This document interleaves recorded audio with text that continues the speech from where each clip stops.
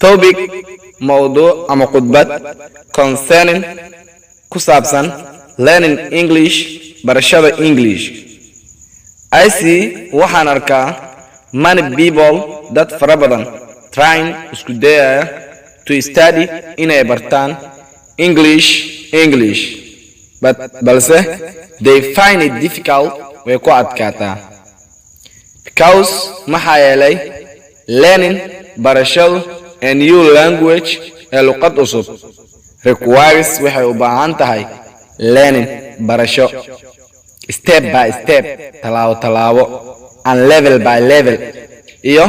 heer if you are not careful hadadan ka taxadirin with what you learn waxaad barato and how you learn iyo sida aad adigu u barato you never get marna ma helaysid enough knowledge aqoon kugu filan and become ma noqonaysid how you are needed sida lagaga baahnaa so sida awgeed take care ka taxadir of your education aqoontaada especially gaar ahaan the lessons asharada you take aad qaadato good luck nasiib wacan